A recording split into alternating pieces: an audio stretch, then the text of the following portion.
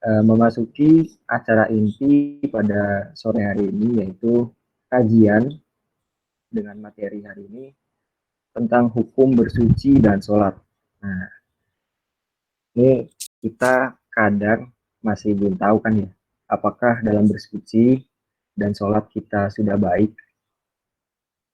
Dan materi hari ini akan disampaikan oleh Ustadz Joko Kristianto.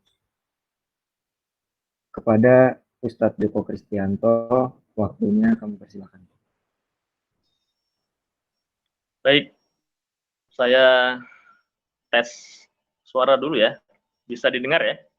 Jelas, Ustadz. Jelas saya? Oke. Bismillahirrahmanirrahim. Assalamualaikum warahmatullahi wabarakatuh. Innal hamdalillah nahmaduhu wa nasta'inuhu wa nastaghfiruh wa na'udzu billahi min syururi anfusina wa min sayyiati a'malina. May yahdihillahu fala mudhillalah wa may yudlil fala hadiyalah. Asyhadu an la ilaha illallah wa rasuluhu la nabiyya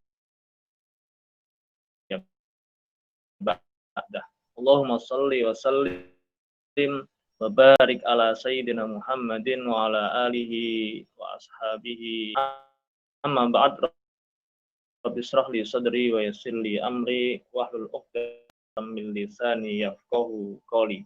Allahumma anfa'na bima 'allamtana wa 'allimna ma yanfa'una wa zidna ilma.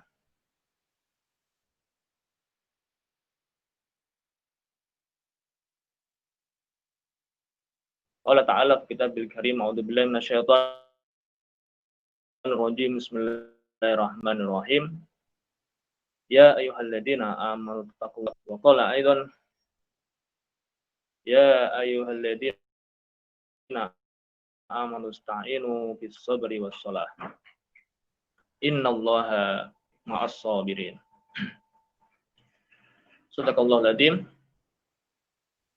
Bismillahirrahmanirrahim. Alhamdulillah ala kulli hal, di sore hari ini alhamdulillah kita dipertemukan oleh Allah di dalam majelis ya, kajian walaupun via daring ya, jadi tidak langsung tatap muka tapi via Google Meet.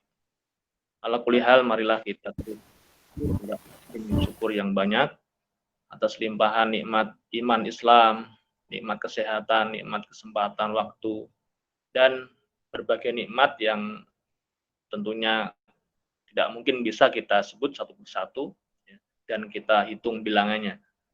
Dan itulah mari kita terus mengisi, terus mensyukuri nikmat yang diberikan ini dengan terus menambah ibadah ya, terus meningkatkan amaliyah kita. Semoga kita semuanya senantiasa dalam kondisi lebih baik keadaannya, dan sampai ketika akhir hayat nanti kita semoga dalam kondisi yang terbaik.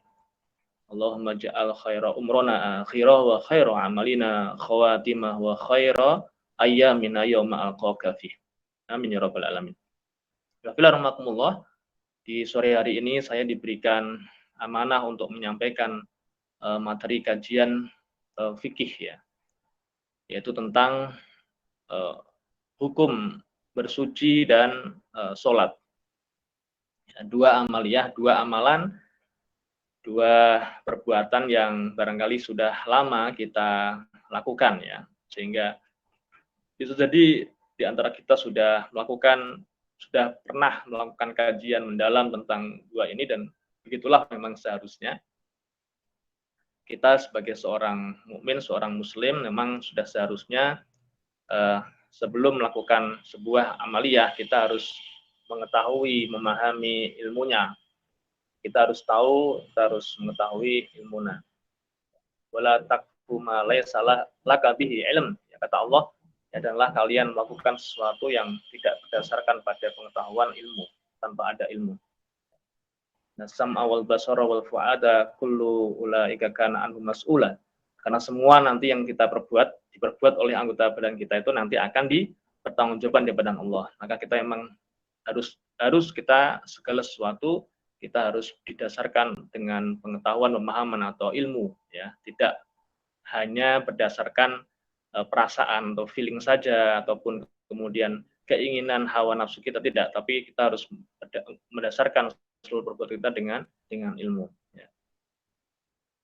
Imam Al-Bukhari juga mengatakan bahwa sungguh segala sesuatu perkataan, ya, harusnya adalah berdasarkan juga perbuatan, juga harusnya semuanya berdasarkan atas ilmu dulu. Ya. Tapi kita akan masuk di kajian kita sore hari ini. Waktu kita pendek ya, 45 menit untuk menyampaikan. Saya sendiri juga waktunya luar biasa ya, sangat pendek, 45 menit untuk menyampaikan dua bab ya, dua hal, yaitu bersuci dan sholat ya. Dua bahasan yang sesungguhnya harusnya panjang ya, harusnya panjang. Ya, saya sendiri pengalaman barangkali sampai hari ini pun juga belum banyak pemahaman saya tentang dua hal itu. Ya, karena barangkali dialami juga oleh sebagian yang lain ya, oleh muslim bahkan umumnya, ya, memahami tentang amaliyah dalam Islam ya, dalam agama, ya, ritual-ritual itu kebanyakan kita itu ya seperti seperti turun menurun ya. Seperti kita ya dari orang tua kita lihat bagaimana mereka melakukannya, kita kemudian mengikutinya. Ditambah lagi barangkali mungkin di pengalaman sekolah kita ya, kalau sekolah kita barangkali adalah pendidikan umum ya, SD, SMP, SMA, ya bisa dipastikan barangkali sedikit sekali kita mendapatkan ilmu-ilmu tentang agama itu. Padahal sebetulnya itu yang paling penting ya. Sampai-sampai Rasulullah SAW mengatakan ya, barang siapa ingin ya oleh Allah ya dikehendaki kebaikan-kebaikan, man yuridillahu bihi khairan yufaqihu fiddin. Jadi menjadi prioritas utama dalam belajar itu sebetulnya adalah dalam rangka tafaqquh fiddin, yufaqihu fiddin, tafaqquh fiddin, atau memahami agama. Ya, di antara adalah memahami dasar-dasar amaliyah dalam agama, ya, terutama adalah tentang sholat, tentang toharoh atau bersuci ini. Maka ini penting sekali untuk kita laksanakan, untuk kita kaji terus ya. Sehingga semoga sore ini walaupun nanti sekilas-sekilas ya, tidak detail tentunya karena waktu, ya, semoga dia menambahi walaupun sedikit atau minimal adalah sebagai refresh ya, sebagai pengingat, review dari yang pernah kita terima sejak pendidikan kita dasar ya, sampai sekarang ini. Ya, mungkin selain pendidikan formal, kita juga mungkin melakukan kajian-kajian yang lain. Ya, syukur alhamdulillah bagi yang barangkali dari kecil misalkan hidup di kalangan pesantren ya, yang memang mengkaji kitab-kitab ulama ya, turot bahkan ya, kitab-kitab induk ulama yang membahas tentang agama, itu luar biasa. Itu yang ideal yang sebetulnya seharusnya. Nah, bagi kita yang tidak seperti itu, tidak hidup di lingkungan pesantren atau tidak mengalami pesantren, maka ya kita harus mengejar ya, kita harus mengejar ya, minimal ada di rumah kita itu, kalau bisa minimal kita punya kitab-kitab fikih ya, kita itu punya ya. Sore hari ini seperti yang saya ingin sampaikan nanti akan saya bacakan sebetulnya adalah dua kitab ya. Kebanyakan dari dua kitab sumbernya, yaitu pertama adalah kitabnya Fikih Sunnah Said Sabiq, dan yang kedua adalah Minhajul Muslim ya, karya Syekh Abu Bakar Jabil Al-Jazari. Dua kitab ini yang kita akan jadikan rujukan bahasan di sore hari ini. Baik, kita masuk di bab yang pertama tentang toharoh ya. Jadi saya harus mengatur waktu sedemikian rupa ya, karena singkat sekali. Pertama tentang toharoh ya. Saya kemarin sudah titipkan juga tadi pagi ya, tepatnya saya sudah kirimkan ada slide PPT, PowerPoint, saya convert dalam PDF ya, ada file PDF yang saya bagikan ke panitia. Nanti barangkali panitia bisa men-share ke semua yang ikut, biar nanti bisa menjadi juga panduan ya, karena di situ alhamdulillah insya Allah sudah lengkap, dan saya memakai itu ya dari yang dipakai oleh teman-teman di SHU ya, Sekolah Haji Umroh Baitullah. Kita juga kebetulan ada kajian tentang sholat dan tentang toharoh ya, seperti ini, dan itu sumbernya di situ. Itu juga dari berbagai sumber, di antara juga dua kitab yang saya sebutkan tadi, Fikih Sunnahnya Syed Sabiq ya, yang kedua adalah Minhajul Muslim Syekh Abu Bakar Jabil Al-Jazari, yang sebaiknya sekali lagi teman-teman juga kalau bisa ada di rumah, sehingga kalau kita ada di rumah, kapan kita ingin ya mengulang kembali, membaca-baca kembali, kita bisa segera buka. Gitu. Jadi kita masuk di yang pertama adalah bab toharoh ya, bab toharoh. Ya. Nah, kalau bicara tentang hukum, jadi Syekh Abu Bakar Jabir Al-Jazari menyimpulkan ya tentunya dari kajian-kajian beliau menyimpulkan bahwa toharoh hukumnya wajib ya, berdasarkan kitab dan sunnah. Jadi beliau mengatakan hukumnya wajib, ya, hukumnya wajib. Di antaranya beliau mengutip beberapa ayat. Yang pertama adalah di surah Al-Maidah ayat 6, ya. Wa in kuntum junuban fatahharu. Dan jika kamu dalam kondisi yang junub maka mandilah. Atau di ayat yang lain wasyabaka fatahhir di Mudatsir ayat 4 ya, termasuk ayat yang bahkan awal mula diwahyukan kepada Rasulullah SAW oleh Allah adalah dan pakaianmu bersihkanlah. Innallaha yuhibbut tawwabina wa yuhibbul mutatahhirin. Nah, ini Al-Baqarah ayat 222 ya. Sungguh Allah menyukai orang yang bertobat ya, dan menyukai orang yang mensucikan diri. Jadi toharoh ini adalah termasuk amaliyah yang disukai oleh Allah. Nah, para ulama ketika mengambil kemudian dasar untuk menetapkan hukum itu diantara adalah memang hal-hal perbuatan amaliyah yang di situ kemudian disukai Allah. Jadi sebuah keutamaan ini kemudian cenderung kemudian menjadi hal yang diutamakan, hal yang kemudian bahkan sampai ditetapkan wajib ya, dalam hal itu. Ya. Nah, dalam hadis Rasulullah SAW bersabda diantaranya miftahus sholah at-tohur. Ya, kunci sholat itu adalah toharoh. Ya. Adalah toharoh. Ya. Hadis riwayat At-Tirmidzi, Abu Dawud dan juga Imam Ahmad. La tuqbalu sholah bi ghairi tohur. Ya. Sholat tanpa bersuci tidak akan diterima. At-tohuru syatrul iman. Ya, beberapa hadis ini sebagian juga ada di slide ya di PDF. Ya. Yaitu hadis Muslim ya, kitab At-Toharah At-Tohuru syatrul iman, dan ini barangkali yang cukup masyhur ya hadis ini, bahwa toharoh ya bersuci itu adalah sebagian dari iman.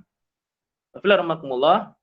Terkait toharoh ya bersuci itu diistilahkan dalam agama, dalam Islam itu toharoh ya, dan ini menunjukkan betapa ya Islam itu memperhatikan yang namanya tidak hanya kebersihan lahir tapi bahkan kemudian kesucian. Ya. Jadi toharoh itu beda dengan istilah yang lain. Ada dulu setahu saya, mungkin beberapa juga memahami seperti itu, an-nadhafatu minal iman ya. Dulu kita mungkin sering mendengar istilah itu. Nah, ternyata itu bukan termasuk hadis ya. Ya, jadi bukan hadis.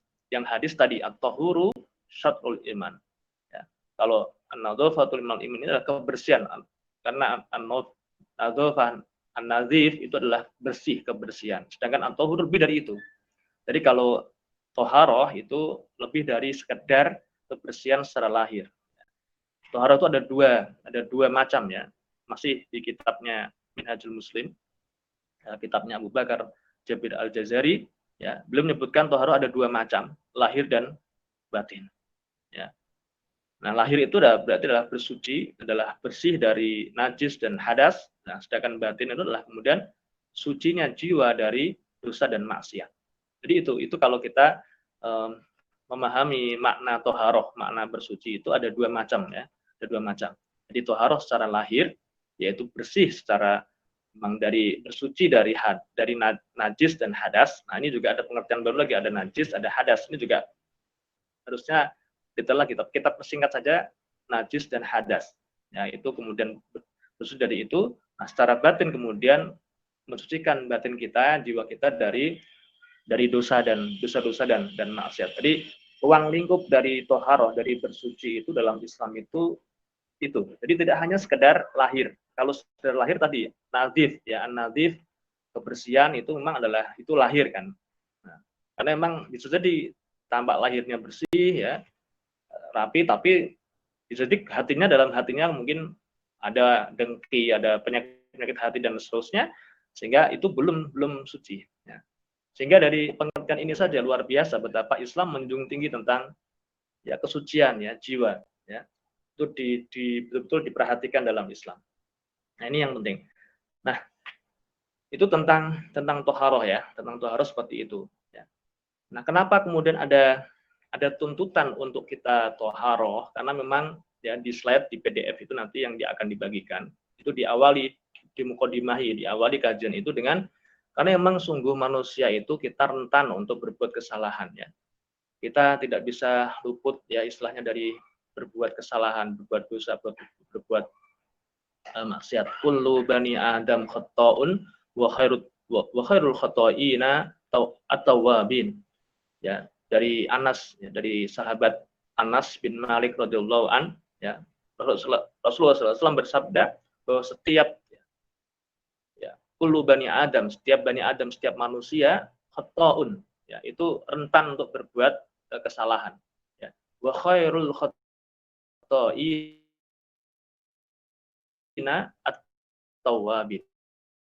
At-tawwabun, bahwa dan sebaik-baik orang yang berbuat kesalahan itu adalah kemudian yang mau bertaubat ya, mau membersihkan diri, mau bertoharoh ya, mau membersihkan jiwanya. Qad aflaha man zakkaha. Beruntunglah orang-orang yang kemudian senantiasa melakukan tazkiyah, membersihkan jiwanya. Nah, ini karena memang tadi jiwa kita rentan atau diri manusia itu rentan berbuat dosa. Baik itu dosa melalui mulut, hidung, mata, ya, kemudian telinga, tangan, ya, kemudian kedua kaki, ya.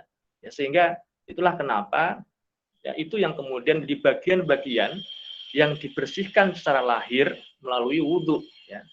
Karena toharoh kalau dipersempit lagi adalah kemudian ada yang kemudian bahwa toharoh itu yang dimaksudkan adalah kemudian adalah wudhu itu. Nah, itu.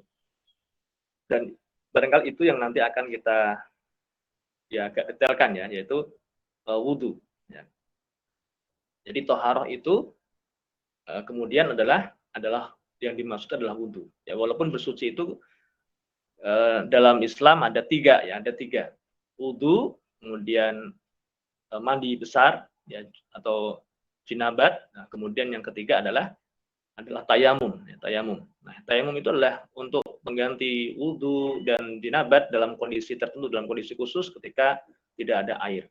Ya. Sehingga memang kita juga harus memahami sebetulnya kalau di kitabnya Syekh Sabik di tentang bab toharoh itu beliau membahas di awal-awal itu adalah tentang air, ada air mutlak, air mustakmal, ya, dan yang lain-lain. Karena memang sebetulnya yang kunci dari bersuci itu adalah air. Jadi yang jadi inti untuk bersuci adalah air, ya, air. Ya. Dari bersuci, dari najis, dari hadas itu adalah intinya adalah pakai air. Ya, namun ketika kemudian kondisi tertentu tadi ada kemudian kita diberikan pilihan atau diberikan kemudian alternatif ya, yaitu adalah dengan melakukan tayamum. Nah, jadi toharoh yang dimaksud adalah wudhu. Nah, masing-masing ini pun kalau kita bahasnya panjang ya, maka kita singkat-singkat sore hari ini, tidak detail barangkali. Nah, tentang wudhu ya ada banyak keutamaan di file PDF yang saya share itu. Memang lebih banyak kita istilahnya mengungkap tentang kedudukan amaliyah itu, dan berikutnya adalah fadilahnya. Ini adalah keutamaan. Kenapa ini kita perlu ungkap? Agar kita memang diantaranya punya kebiasaannya, semangat untuk membiasakan diri melakukan amalah itu. Biasanya kalau kita itu diberikan keutamaan-utamaannya, fadilahnya, itu tuh kita jadi senang gitu melakukan itu, ya kan? Jadi kalau kita misalnya tahu tentang, kalau kita begini tuh kita akan dapat begini itu, apa yang kita dapat itu kita akan semangat. Ya kenapa ya seperti itu? Karena baginda Rasulullah SAW pun banyak memberikan kita petunjuknya dengan dia menjelaskan tentang berbagai macam keutamaan. Di file PDF ada diungkap tentang bersuci itu, tentang toharoh ada 11 ya kurang lebih keutamaan ya. Di keutamaan wudhu ya itu ada 11 kurang lebih diungkapkan di file PDF, nanti bisa secara detail kita lihat ya. Dan Rasulullah SAW sendiri kemudian beliau praktekkan, beliau senantiasa menjaga wudhu ya. Beliau senantiasa menjaga wudhunya, bahkan sebelum tidur itu menjadi kebiasaan yang beliau selalu lakukan sebelum beliau berangkat tidur. ketika beliau mengakhiri hari itu beliau dengan menutup hari itu dengan wudhu. Kan menutup hari setiap harinya, satu hari itu kan dengan malam, yaitu kita tidur itu kan menutup hari di hari itu. Nah, dan beliau mengawali hari juga adalah dengan wudhu. Nah, jadi ketika beliau bangun tidur, amaliyah yang awal-awal yang pertama kali beliau lakukan adalah melakukan wudhu. Ya, bahkan ada amalan khusus istinsyak, istinsar. Nah, setelah itu baru disempurnakan wudhu. Ya. Itu beliau selalu lakukan tiap pagi, tiap hari untuk mengawali hari. Nah, ini kan barangkali ada yang di antara kita belum pernah yang mendengar pernyataan seperti ini atau kisah seperti ini. Padahal itu yang ternyata yang terjadi, itu yang dilakukan oleh Rasulullah SAW. Ya. Maka seharusnya kita berusaha juga melakukan hal seperti itu. Ya. Inilah kenapa kemudian tadi bahwa posisi atau kedudukan dari toharoh itu sangat penting dalam Islam. Kalau kita kaitkan dengan sirah, ya, dengan sirah itu bahkan ada sahabat, ya, sahabat yang oleh Rasulullah SAW disampaikan bisaroh atau kabar gembira, ya, keberuntungan sahabat tersebut kelak di akhirat akan menjadi salah satu penghuni surga, dan beliau satu di antara 10 sahabat yang dijamin masuk surga itu Rasulullah SAW katakan, ya ternyata amaliyah, ya.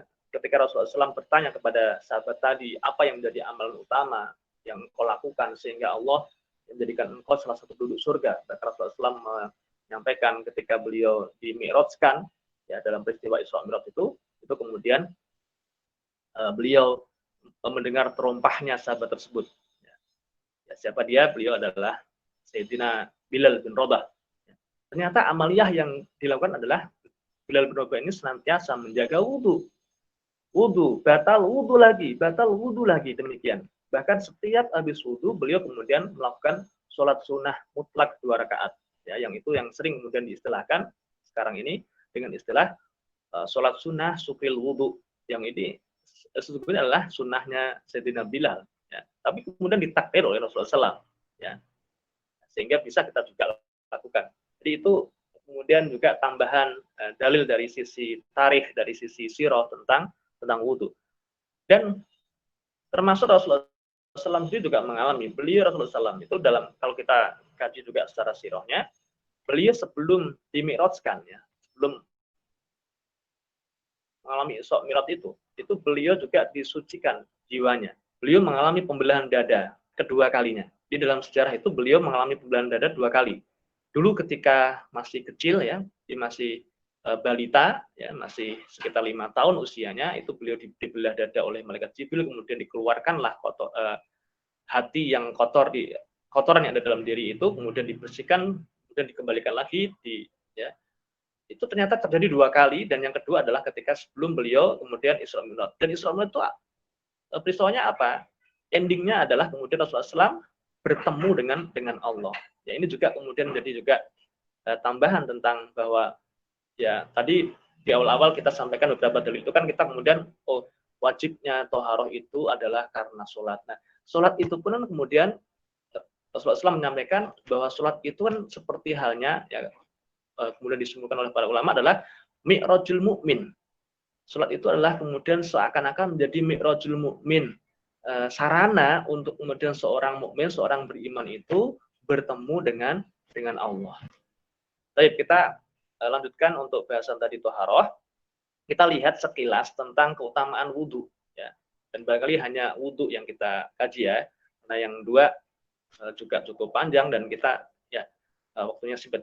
Oke, keutamaan wudhu di situ ada 11 nanti di PDF-nya. Saya akan sampaikan saja satu saja, ya, yang, ya, bukan berarti ini yang terpenting. Tadi beberapa misalkan atau hurusul iman, bahwa toharoh itu adalah setengahnya iman, misalkan begitu, ya. Jadi kebiasaan kita melakukan toharoh itu bukti kita iman, tanda kita iman, ya. Adanya iman dalam diri kita itu adalah kita ringan, kita suka melakukan toharoh, gitu.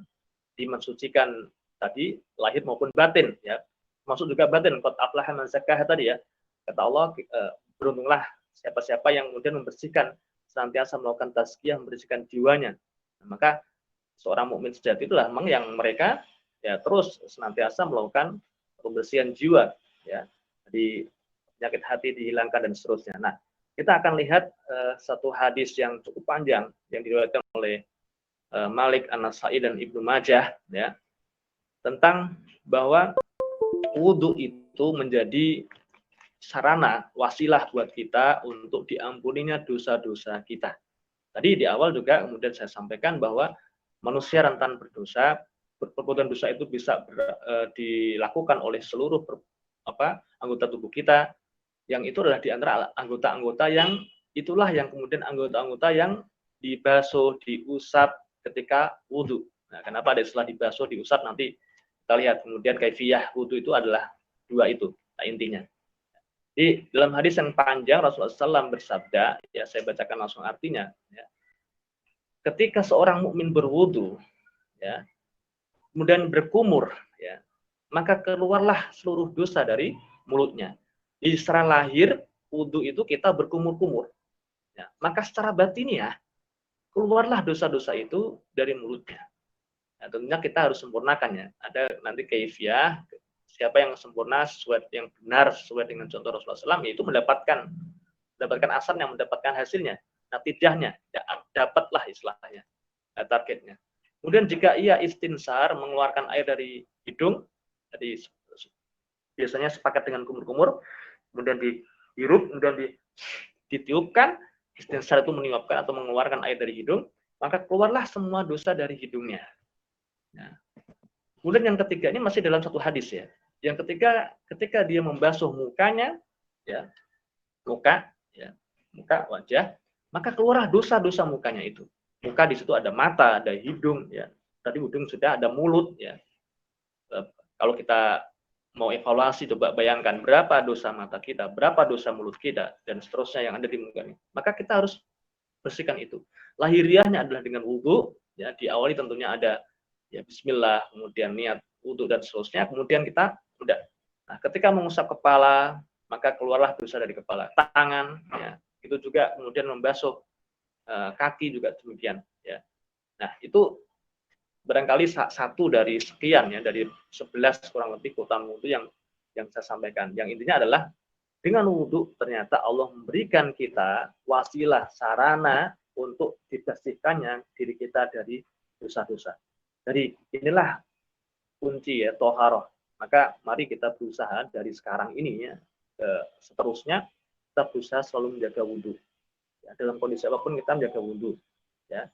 Tadi terutama adalah mungkin sebelum tidur, kemudian bangun tidur, yang kita awal melakukan adalah wudhu, sebelum tidur, terakhir kita lakukan di setiap hari adalah wudhu. Dan begitulah Rasulullah SAW melakukan. Ya, sehingga dengan itu semoga kita oleh Allah diampuni dosa-dosa kita, ya, dijaga hati kita. Ya, baik. Nah, berikutnya masih keutamaan wudhu yang saya ingin ungkap yang terakhir, ya, yang ke-11, la yuhafidhu 'alal wudhu illa mu'min. Tidaklah menjaga wudhu kecuali ia adalah seorang mukmin. Ini ditegaskan ya oleh Rasulullah SAW dalam sebuah hadis yang diriwayatkan oleh Ibnu Majah, ya, dan lain-lain, disahihkan oleh Al-Albani, ya, la yuhafidhu 'alal wudhu illa mu'min. Tidaklah menjaga wudhu itu kecuali seorang mukmin. Jadi ini menjadi tanda-tanda adanya keimanan dalam diri kita adalah kemudian menjaga wudhu. Nah, terakhir tentang bab toharoh, ya, saya ingin tambahkan dikit, yaitu tentang kaifiyah wudhu. Nanti di PDF sekali lagi ada cukup lengkap ya. Ada 2 ayat dalam Al-Quran yang ini sebetulnya di 2 ayat ini tidak ada yang bahas wudhu, tapi toharoh secara umum tadi tiga-tiganya ada dalam ayat tadi, yaitu nanti bisa dilihat di surah Al-Maidah ayat ke-6, ya. Bahkan sebisa mungkin mari kita berusaha untuk menghafalkannya. Nah, cara menghafalnya bisa dengan cara kita pakai di sholat sunnah, ya, kita baca berulang-ulang. Karena Rasulullah SAW dalam sebuah riwayat itu pernah membaca satu ayat dari Al-Quran diulang-ulang itu, ya, satu ayat diulang-ulang setelah Al-Fatihah tentunya, ya kan, setelah Al-Fatihah membaca satu ayat diulang-ulang. Nah, ini bisa kita pakai sebetulnya cara untuk kita menghafal, tentunya di sholat sunnah ya, ketika kita sholat sendiri. Kalau kita jamaah tentunya tidak bisa seperti itu. Nah, kita harus mengikuti imam dan seterusnya. Maka kalau kita sendirian bisa kita pakai seperti itu. Al-Maidah ayat 6, ya. Yang ini lengkap, di situ ada tentang wudhu, ada tentang mandi besar, ya, junub, ya, kemudian tayamum ya. Nah, kemudian yang kedua adalah ada di surah An-Nisa ayat ke-43. Nah, dua ayat ini dalil yang sangat kuat tentang toharoh ya. Bahkan tidak hanya tentang wajibnya, tentang pentingnya toharoh, tapi sampai ke kaifiahnya itu sudah disebutkan di situ. Di ayat tadi, di ayat ke-6 soal Maidah ini kemudian menunjukkan rukun wudhu ya, bagian-bagian yang rukun, bagian-bagian yang paling tidak ada bagian itulah yang kita misalkan dalam kondisi tertentu airnya terbatas misalkan ya, itu paling tidak 4 bagian itulah yang harus kemudian dikenai air ya.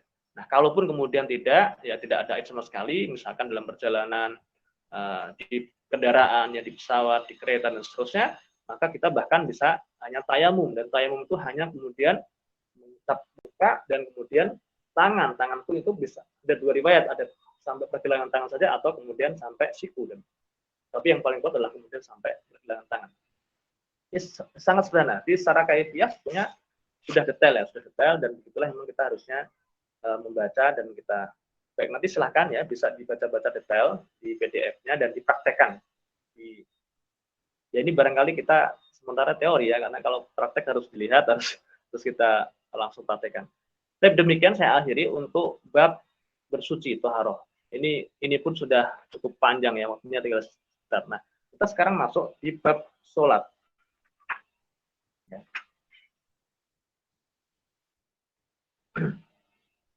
Bab kedua adalah bab sholat. Di bab kedua ini, bab sholat ini pun tidak hanya kita sekedar membicarakan tentang hukumnya, tentang hukum sholat itu ya, tapi lebih dari itu adalah hukum, kedudukan, juga nanti fadilah dari sholat itu atau keutamaan dari sholat itu sendiri. Yang saya juga sudah sertakan, sudah saya kirimkan juga selain wudhu tadi, selain toharoh, juga materi PDF tentang sholat nanti bisa juga dibaca-baca. Nah, tentang sholat ini ya, sholat itu sendiri kalau kita maknai di kitab fikih sunnahnya Syed Sabiq itu adalah ibadah yang terdiri dari perkataan, perbuatan yang dimulai dari takbir ya, kemudian disudahi dengan salam. Nah, ini secara istilah yang dimaksud dengan sholat itu. Jadi istilahnya perkataan, perbuatan ya yang dimulai dengan takbir, takbiratul ihram, Allahu Akbar ya. Ada niat tentunya, kalau nanti kaifiahnya ada tertibnya, ada niat dan seterusnya, dan disudahi dengan salam, assalamualaikum dan seterusnya. Nah, kemudian secara kedudukan ya, di sholat ini memiliki kedudukan yang tidak tertandingi dalam Islam ya. Jadi kedudukannya tidak ditandingi dengan ibadah manapun. Dia adalah merupakan tiang dari agama ya, ra'sul amril Islam wa amuduhus sholah ya, wa dirwatu sanamihil jihadu fisabilillah. Pokok urusan adalah Islam, tiangnya adalah sholat ya, dan puncaknya adalah berjuang fisabilillah ya. Dia adalah merupakan ibadat yang diwajibkan ya, pertama diwajibkan oleh Allah, dan bahkan perintahnya itu, titahnya Allah kepada Rasulullah SAW itu disampaikan langsung tanpa perantara, yaitu melalui peristiwa Isra Mi'raj ya, di malam Mi'raj ya. Di antaranya adalah hadis dari Anas radhiyallahu an ya, bahwa sholat fardu itu yang ada di saat itu juga di awal, bahwa sholat fardu itu difardukan kepada Rasulullah SAW pada malam ia di-mi'rajkan ya, sebanyak 50 kali. Jadi awal mula dulunya ya, ketika Rasulullah SAW Isra Mi'raj itu pertama kali diperintahkannya itu 50 kali sehari ya. Wahai Muhammad ya Rasulullah SAW, putusanku kemudian dikurangi hingga 5 ya. Semula 50 kali, kemudian dikurangi hingga 5. Lalu Rasulullah SAW dipanggil, wahai Muhammad SAW, putusanku Allah ya tak dapat lagi diubah ya. Dan dengan sholat 5 waktu itu kau tetap mendapatkan ganjaran 50 kali. Hadis riwayat Ahmad, An-Nasai ya, dan At-Tirmidzi yang menyatakan sahnya ya. Jadi ini diantara dalil kemudian tentang wajibnya sholat itu, bahkan ya ini tentunya adalah bicara tentang sholat fardu ya, sholat fardu. Di awal mulanya diwajibkan 50 kali sehari semalam, ya, sampai kemudian dikurangi jadi 5 kali. Nah, ada ulama yang kemudian menyampaikan, ya, kenapa Allah mewajibkan 50 kali ini adalah ini menunjukkan bahwa betapa Allah memang sangat menyukai ibadah sholat itu, gitu. Ya. Dan kalau kita baca dalam sirah lagi sejarah, maka semua nabi, ya, semua rasul, nabi dan rasul yang diutus oleh Allah itu sejak Nabi Adam hingga ya Rasulullah SAW itu di antara amaliyah yang dikerjakan adalah sholat di antaranya. Jadi sholat itu tidak hanya kemudian diwajibkan di masa kita, di masa Rasulullah SAW saja, dan setelahnya sampai kita sampai hari kiamat, tidak. Tapi nabi-nabi yang lain juga sudah melakukan sholat itu. Nah, di Quran pun banyak sebetulnya kalau kita mau cari tentang dalil itu. Nah, jadi sekali lagi tentang hukumnya, kalau kita bicara hukum ya tentunya adalah wajib, ya. Bahkan termasuk rukun Islam, ya. Ketika Rasulullah SAW ditanya dalam hadis Arba'in, misalkan kita bisa temukan dengan jelas Arba'in yang kedua, misalkan tentang ketika Rasulullah SAW ditanya oleh malaikat Jibril tentang Islam, iman, Islam, dan ihsan, misalkan, ketika beliau menjelaskan tentang apa itu Islam, yang ini kemudian dipakai untuk dalil, inilah yang dimaksud dengan rukun Islam. Inilah kemudian pokok-pokok ajaran Islam, inilah pokok-pokok amaliyah yang ada dalam Islam. Di antara adalah kemudian ya adalah tuqimus shalah, adalah mendirikan sholat, menegakkan sholat. Itu adalah kemudian amaliyah yang paling utama. Nah, bahkan dalam hadis yang lain kemudian Rasulullah SAW juga menyampaikan bahwa sholat itu adalah amalan yang nanti akan dihisab oleh Allah pertama kali. Ya, jadi kelak ketika di yaumul hisab, hari kemudian perhitungan amaliyah hamba, amaliyah manusia itu, maka yang awal mula dihisab oleh Allah itu adalah sholat. Awalu ma yuhasabu alaihil abdu yaumal qiyamatis sholah. Amal yang pertama kali dihisab ya dari seorang hamba ya, pada hari kiamat kelak adalah sholat. Fa in sholuhat sholuha sairu amali. Ketika sholatnya itu baik ya, dinilai oleh Allah sholuh ya baik, wa in fasadat sairu amali. Sebaliknya ketika sholat itu buruk, maka buruklah amal. Ini kayak menjadi mizan ya, timbangan. Maka penentu sekali. Ini juga menunjukkan betapa keutamaannya. Ya, hadis riwayat At-Tabrani. Ya. Jadi banyak sekali hadis-hadis yang dan banyak ayat juga yang menyatakan tentang kedudukan sholat ini. Ya, yang banyak sekali. Ya, yang ini adalah menunjukkan betapa memang pentingnya sholat itu. Nah, yang menarik adalah kemudian bahwa Allah ketika bicara tentang sholat ini mengkaitkan ternyata dengan juga tentang rezeki, ya, rezeki yang diberikan. Kenapa? Banyak ya kalau kita mau evaluasi itu orang beralasan kenapa nggak sholat, ya kenapa nggak jamaah, yang laki-laki misalkan bapak laki-laki misalkan dewasa gitu ya, ditanya diajak kenapa tidak sholat di masjid, kenapa tidak berjamaah, wah aku nggak bisa, aku sibuk kerja, aku jam segini, wah aku belum keluar dan seterusnya. Banyak yang kemudian beralasan karena dunia, karena mencari maisha ya, sesuap nasi dan sekarung belian dan seterusnya. Untuk beralasan dengan itu kemudian meninggalkan sholat atau sholatnya kemudian sekenanya ya, sekenanya. Ya, padahal jelas ya, fawailul musallin alladzina hum an sholatihim sahun, ya. Allah mengingatkan kita dengan ingatan yang keras ya kan. Disediakan neraka wail untuk orang-orang yang melalaikan sholat dan seterusnya. Nah, ini adalah orang melalaikan sholat di antara adalah kemudian ya tadi sholat sekenanya, sekadarnya, istilahnya ya, tidak maksimal, tidak ihsan gitu ya. Nah, yang ini adalah berarti juga terkandung makna bahwa kita diperintah oleh Allah ketika tentang sholat ini adalah memang kita harus berusaha sholat itu dengan sholat yang sebaik-baiknya, dengan yang sekhusyuk-khusyuknya. Ya, walaupun memang berat ya. Ya, jadi sholat itu memang berat, memang hal yang berat. Nah, tapi ketika kita bisa kemudian itu luar biasa, kita akan mendapatkan banyak hal. Nah, banyak keutamaan tentang sholat ini. Ya, itu banyak ya di slide di PDF. Ya, kemudian saya ungkapkan banyak ya, bahkan tadi tentang rezeki ya. Itu saking pentingnya sholat itu tidak hanya seseorang itu diwajibkan pada dirinya sendiri, tapi bahkan ya seseorang itu kemudian juga diperintahkan oleh Allah untuk mengajak keluarganya. Jadi mengajak keluarganya, wa'mur ahlaka bis-shalah wastabir 'alaiha la nas'aluka rizqa, nahnu narzukuk wal akibatu littaqwa. Ya. Dan perintahkanlah kepada keluargamu itu untuk mendirikan sholat. Bersabarlah kamu dalam mengerjakannya. Kami tidak meminta rezeki kepadamu, ya. Kamilah yang memberikan rezeki kepadamu, ya. Dan akibat yang baik adalah untuk orang-orang yang bertakwa. Jadi ini yang dikatakan sholat dikaitkan dengan rezeki. Jadi barang siapa yang menegakkan sholat dengan benar, dengan maksimal, maka pastinya dia dicukupi rezekinya oleh Allah. Karena Allah tidak hanya mencukupi rezeki manusia, bahkan seluruh makhluk itu dicukupi sesungguhnya rezekinya.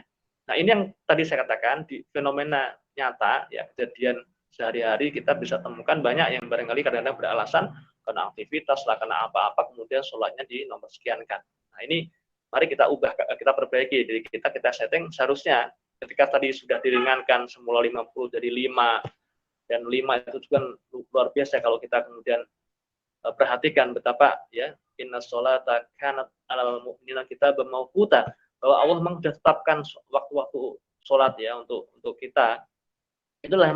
Itulah ya seharusnya itulah yang menjadi core, ya, utama dalam manajemen diri kita. Artinya kalau kita bicara tentang time management, misalkan manajemen waktu, maka waktu-waktu sholat itu harusnya menjadi pokok, menjadi, ya, kita harus menjadi default dari waktu itu adalah sholat itu, yang sampai kita kemudian mengabaikan. Karena tadi rezeki, ya, tetap terkait dengan sholat. Ya, dalam arti yang lain berarti kalau kita sholatnya, ya, sekenanya, ya, jangan berharap kemudian kita mendapatkan rezeki. Dan rezeki, sekali lagi, kita juga harus pahami rezeki tidak hanya sekedar uang, tidak hanya harta, kesehatan, kesempatan, kebahagiaan, ketenangan, kedamaian hidup bersosial, itu semuanya adalah bentuk-bentuk rezeki. Ya, tidak hanya uang, tidak hanya harta saja. Ya. Ya, sekarang barangkali kita diuji, ya, dengan pandemi ini juga, ya, seakan-akan kita kemudian wah nggak bisa bebas dan seterusnya. Ini juga emang kalau kita perhatikan, wah ya Allah betapa enaknya ya dulu. Ya, dulu belum ada kayak gini, mungkin kita tidak menyadari gitu. Nah, sekarang baru menyadari dan seterusnya. Itu contoh-contoh seperti itu. Jadi tidak hanya sekedar harta. Jadi, nah itu ya, sholat saking pentingnya itu kemudian Allah perintahkan tidak hanya untuk diri kita masing-masing, tapi juga kita diperintahkan oleh Allah untuk mengingatkan. Bahkan Rasulullah SAW dalam sebuah hadis, ya, muru auladakum bisolah fi sab'in. Jadi kita diperintahkan untuk memerintahkan mengkondisikan anak kita itu nanti, ya, ini buat antum yang belum, ya, berarti malah bagus persiapan. Nah, nanti jadi bahan ini kan, bahan ilmu pendidik pengasuhan anak. Di ketika kita punya anak itu, kita diperintah oleh Allah, ya, melalui lisan mulia Rasulullah SAW, perintahkan anak kalian untuk sholat itu ketika 7 tahun. Jadi 7 tahun itu sudah mulai kemudian kita kondisikan, ya, 7 tahun. Nah, nanti kemudian ketika 10 tahun bahkan sampai, ya, untuk dipukul kalau misalkan tidak, ya, maka 7 sampai 10 itu adalah pengkondisian, pembiasaan, pendidikan. Nah, sehingga memang pendidikan sholat itu, ya, harusnya seorang muslim itu idealnya sudah memahami tentang fikih, ya, fikih sholat itu usia berapa? 10 tahun. Ya, itu harusnya sudah di sebelum balik, bahkan sebelum balik itu memang seharusnya seorang muslim sudah, ya, memahami tentang fikih sholat, tafakuh dalam hal fakih dalam hal sholat, ya, itu seharusnya idealnya seperti itu. Karena nanti ketika balik atau dia sebelum balik itu sudah paham, maka akan sangat berguna di masa-masa berikutnya. Di antaranya apa? Karena ternyata sholat itu tadi adalah mi'rajul mukmin. Betapa seorang mukmin membutuhkan Allah, kita membutuhkan Allah. Nah, kalau kita ingin berhubungan dengan Allah, maka kita kemudian, ya, melalui sholat itu, ya. Termasuk kemudian ketika kita butuh pertolongan Allah, ya, di ayat yang tadi dibaca juga oleh yang tilawah tadi, ya ayyuhalladzina amanu sta'inu bis-sabri was-shalah innallaha ma'as-sabirin. Wahai orang-orang yang beriman, ya, mintalah kalian pertolongan melalui sholat. Ya. Jadi sholat itu tidak hanya sekedar ritual ibadah, ya, tidak hanya kemudian formalitas kita atau kemudian menggugurkan kewajiban saja, tapi tidak. Ternyata juga adalah menjadi sarana buat kita untuk berkomunikasi dengan Allah, sarana buat kita untuk meminta pertolongan kepada Allah, beristighfar kepada Allah. Dan memang Allah yang maha, innallaha ala kulli syai'in qadir, berkuasa atas segala sesuatu dan seterusnya. Nah, ini yang barangkali juga kalau kita perhatikan, kita evaluasi, kurang dipahami. Sehingga kita ketika ada problem, ada masalah, kita cari-cari solusi yang lain-lain. padahal yang bisa memberikan solusi untuk kita dari semua masalah-masalah kita, semua hal kondisi kita, bahkan apa-apa yang kita minta, itu pun apa-apa yang kita butuhkan, apa kita inginkan, itu pun kemudian bisa diwujudkan oleh Allah melalui apa? Melalui sholat kita. Ya, di slide insya Allah lebih lengkap, nanti bisa dibaca-baca, dipelajari ya. Itu ya tentang sholat. Nah, dalam misalkan ketika kita baca iyyaka na'budu wa iyyaka nasta'in. Nah, itu kemudian Allah kemudian menjawab ketika kita mengatakan kepada Allah lah kami menyembah dan kepada Allah kami memohon pertolongan, maka Allah menjawab ya dalam, kalau kita lihat di tafsirnya, tafsir Bukasir dan lain-lain, itu mengutip riwayat dari Imam Muslim, adalah wali abdi masalah, dan pasti ya menjadi milik hambaku apapun yang diminta. Hadis qudsi riwayat Muslim ya. Jadi sesungguhnya seorang mukmin, seorang muslim itu pasti rezekinya dijamin oleh Allah, pasti akan diberi. Nah, di antara sarana untuk kita mewujudkan itu atau meminta itu, itulah dengan melalui sholat. Baru Al-Fatihahnya aja. Baru baca Al-Fatihahnya sudah luar biasa. Belum lagi nanti bacaan yang lain dan seterusnya. Lebih lengkap bisa nanti disaksikan atau dibaca-baca di ini ya, di PDF. Saya kira demikian yang saya sampaikan.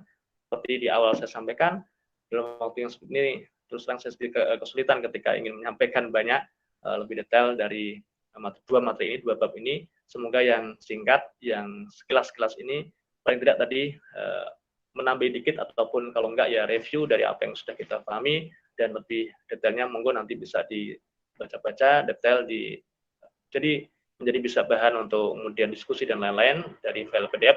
Kita tolong panitia untuk share ke semuanya. Aku lupa lihat astagfirullahaladzim. Assalamualaikum warahmatullahi wabarakatuh. Waalaikumsalam warahmatullahi wabarakatuh. Terima kasih kepada Ustadz Joko Kristianto atas materi yang sudah dipaparkan. Selanjutnya memasuki sesi tanya jawab. Bagi ikhwan yang ingin bertanya bisa menuliskan pertanyaannya di kolom komentar atau boleh on